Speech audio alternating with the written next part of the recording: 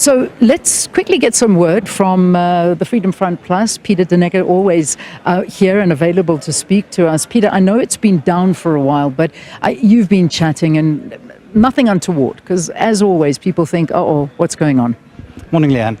Well, it's coming on now. It's been off for almost an hour and a half. But prior to that, it was stagnant.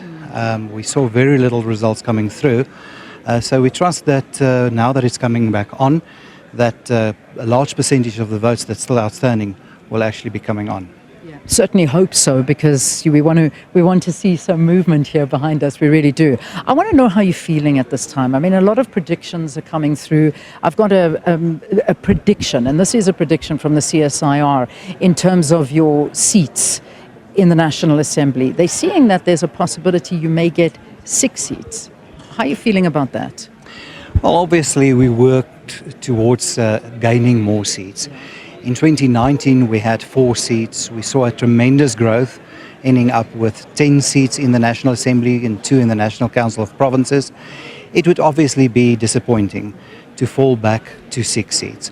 What is encouraging, though, is to see that our regional vote is more than the national vote we see on the board. And it might just push us over the 6-seat limit. And another thing that's encouraging, I had a look at all those results that's still outstanding. We have a few of our strongholds that's still outstanding, and we believe that that can assist us in gaining 1 or 2 more seats. Everyone talking to these elections saying that these are groundbreaking elections. I mean, we're not going to talk to other political parties. I know that that's not what anyone likes to do at this stage, but this is a moment in history. It certainly is for South Africa. We've never been in a position like this where we don't have one absolute overall winner with dominance. Is this the start of a total change in the politics of South Africa? I definitely think so. It's my 10th election that I'm here at the Rock.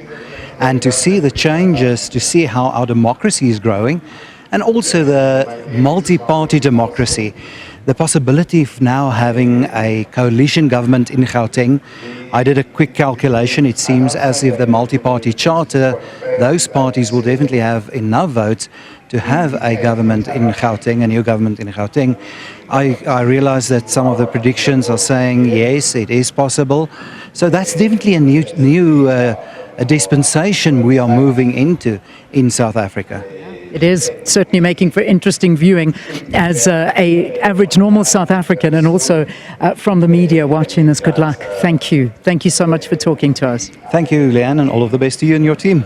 Good luck to you as well. Let's quickly have a word with the ACDP, and joining us from the ACDP, we've got Wayne Thring, who is also going to talk to us. You and me have got a phone between us. I'm going to try and ask you to come through the phone.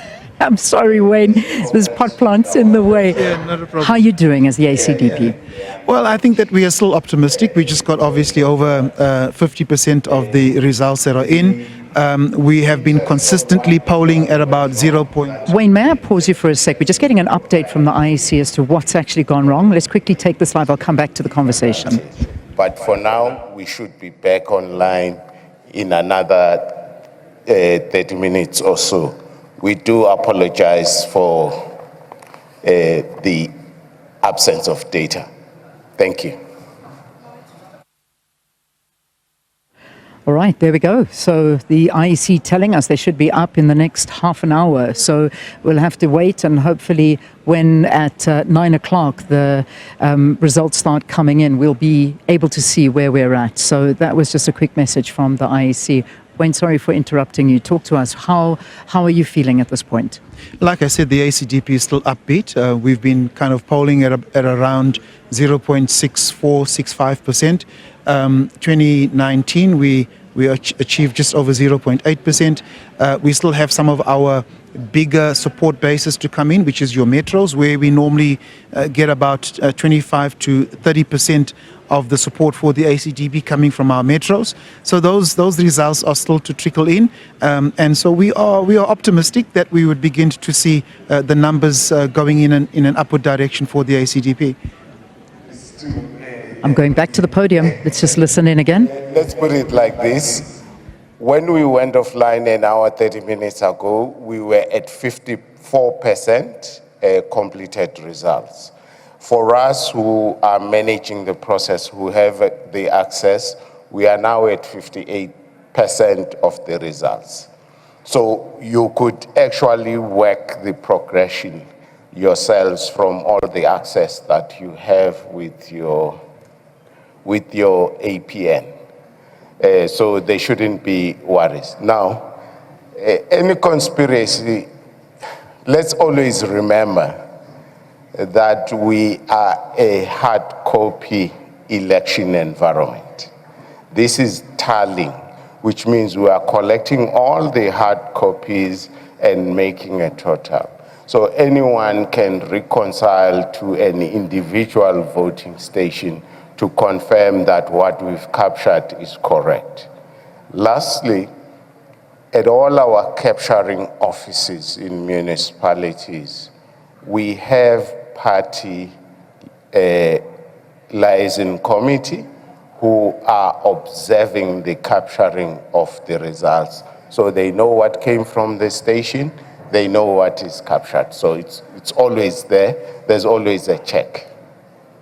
I'll just remind you, colleagues, that yesterday when the CEO briefed in the afternoon, he confirmed that we've completed the count at every voting station in the country. So count is done. 2, he confirmed that we now have all the results in our local offices.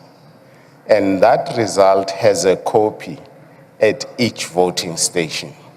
So any worry about things changing should not exist. But the slow pace of capturing is a given in what we are working with, as well as the process and checks and balances that we put into the process.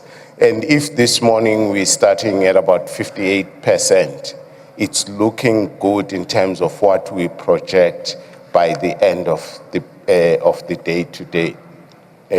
In terms of progress, we are hopeful that we should be fairly advanced. Thank you. It's not a media briefing.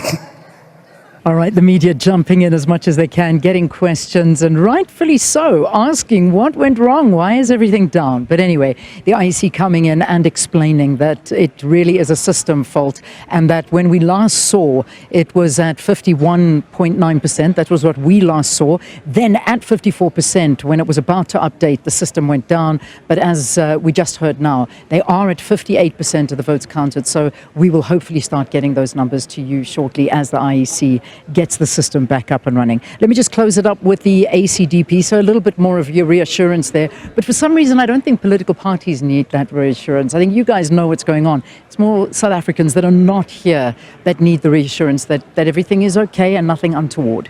Well, Leanne, I actually indicated that it's sad. You know, you had challenges with regards to your VMDs during the voting process. Now you have this particular glitch. What it does do is that it creates this kind of uncertainty. It also arouses unnecessary suspicions, and people then begin to draw their own conclusions. And it's the last thing that the IEC would actually want to happen in an election as important as this one. It's a watershed election in a sense, where we are seeing the possibility of coalitions coming in. And so from the political party side, yes, we at least are able to keep track of things. But for the nation, I think to keep the nation kind of in abeyance is, again, it's not a good selling point for the IEC. But coming back to the ACDP, yes, we are expectant. We've been kind of tracking our results at just around 0.64%, understanding that we had 0.8% in the 2019 election. So we have still some of our strong support bases to actually come in, the vote for the ACDP to come in, particularly from the metros. And so we are hopeful that that's going to take us either equal or beyond the 0.8% that we had in 2019. Well, good luck. SABC has been around for the last 30 years, one of the few political parties that has been around in this democracy, a key player in democracy from 1994. And as I've indicated previously, we've been here for the last 30 years, and we have no intention of disappearing into the woodworks for the next 30 years. All right, good luck. Good luck. We wish you all the best. Thanks for talking to us. Let's talk to the IFP now, and Naren Singh is our guest here. So nice to see you. I'm glad we got to speak to you. Yeah, likewise. Good morning, Leanne. Good morning to your viewers. How are you feeling? I mean, KwaZulu-Natal, goodness me, MK Party dominating. Yeah, well, we didn't expect them to dominate to the extent that they are, but they are dominating at this moment in time. But let's wait and see, until the fat lady sings, and then we'll know exactly what's going to happen. Well, that is indeed one thing that we need to do, is sit and wait, but the reality is there in plain writing. What went wrong? What do you think went wrong for the IFP? I'm just focusing in on KwaZulu-Natal. I don't think they've taken away votes from the IFP, because we've been looking at individual results, what we had before. There's an increase in IFP votes. But they seem to have taken away, well, we know that, lots of votes from the ANC. And the increased turnout is also helping the MK. So in terms of numbers, we are not doing worse off than we had done in previous elections. In fact, we are doing better in many of the areas. But time will tell, where we stand as we get closer to probably this afternoon. Increased turnout? I don't know about that. I mean, they're saying that the turnout could be at 58%. Last election, 2019, we had 66% turnout, so it's a big drop. Yeah, some are predicting, an increase on 66%, and now you say less than 66%, we don't know. But I think in KwaZulu-Natal there will be an increase, because a lot of young people have come out, this time around, and that's something we didn't see before. And I think with all parties, the young people have come out. Well, there seems to be a possibility that you may, on a national basis, according to some predictions from the CSIR, that you may get 17 seats. That is a small increase for you. So things could be good. Yes, absolutely. I think we'll get more than 17. We'll probably go to 20 plus seats, which will be good for us. It means an increase. At least we're not going down like some of the other parties. And in KwaZulu-Natal, we're also going to get more seats, and going to be quite influential, I think, in the formation of that government, both at provincial and at national level. That's going to be an interesting to watch, because I know all of these conversations are taking place. Multi-party coalitions, different coalitions. Good luck, Naren. We wish you all of the best going forward. Thank you very much, Dan. Thank you to your viewers. Pleasure. It's a pleasure. So, still bringing you this coverage of the election, speaking to a couple of the... can you hear all the heads? They're all very calm at this stage, but you can see what's going on inside them. One can only imagine the nerves that are bouncing about in their tummies and not knowing where this is going. But I suspect they know more than what we know at this point. Let's take a break. Some analysis after this.